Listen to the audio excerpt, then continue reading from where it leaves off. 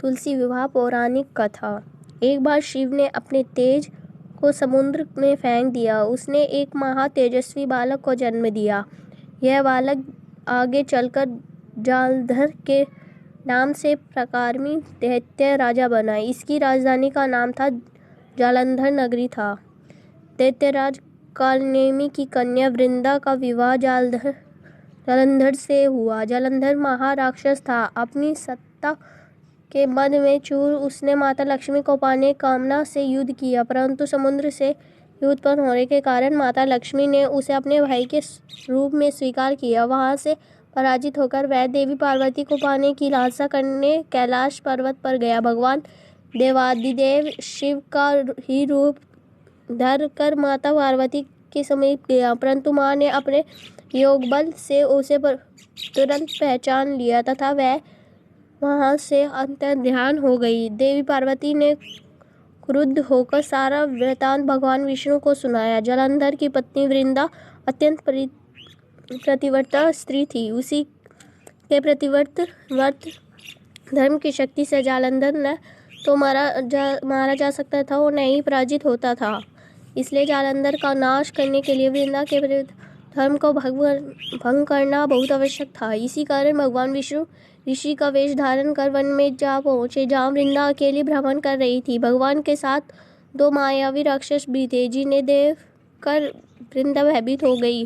ऋषि ने वृंदा के सामने पल में दोनों को भस्म कर दिया। उनकी शक्ति देखकर वृंदा ने कैलाश पर्वत पर महादेव के साथ युद्ध कर रहे थे अपने पति जालंधर के बारे में पूछा। ऋषि ने अपने माया जाल से दो वानर प्रकट किए और एक वानर के हाथ में जालंधर का सिर था तथा दूसरे के हाथ में धड़।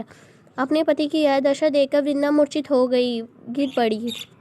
होश में आने पर उन्होंने ऋषि रूप भगवान से विनती की कि वह उनके पति को जीवित करे। भगवान ने अपनी माया से पूर्ण जालंधर का सिर जोड़ दिया, परंतु स्वयं भी वह उसी शरीर में प्रवेश कर गए। वृंदा को इस छल का तनिक भी आभास नहीं हुआ। जालंधर बने भगवान के साथ वृंदा पतिव्रता का व्यवहार करने लगी, जिससे उसका साहित्य भंग हो गया। ऐसा होते ही वृंदा का पति जालंधर युद्ध में हार गया। इस सारी लीला का जब वृंदा को पता चला तो उसने क्रुद्ध होकर भगवान विष्णु का हृदयहीन शीला में और का श्राप दे दिया। अपने भक्त के श्राप को भगवान विष्णु ने स्वीकार किया और शालिग्राम पत्थर बन गए। सदृष्टि के पालनकर्ता के पत्थर बन जाने से ब्रह्मांड में असंतुलित की स्थिति हो गई। यह देखकर सभी देवी देवताओं ने वृंदा से प्रार्थना की कि वह भगवान विष्णु को श्राप मुक्त कर दे। वृंदा ने भगवान विष्णु को श्राप मुक्त कर स्वयं आत्म ध्यान कर लिया। जहाँ वृंदा भस्म हुई वहाँ तुलसी का पौधा होगा। भगवान विष्णु ने वृंदा से कहा, हे वृंदा, तुम अपने सतीत्व के कारण मुझे लक्ष्मी से भी अधिक प्रिय हो। अब तुम तुलसी के रूप में सदा मेरे साथ रहोगी। तब से हर साल कार्तिक महीने में देव उठावनी एकादशी का दिन तुलसी विवाह के रूप में मनाया जाता है। जो मनुष्य भी मेरे शालिग्राम रूप के साथ तुलसी का विवाह करेगा, उससे इस लोक और परलोक में विपुल यश प्राप्त होगा।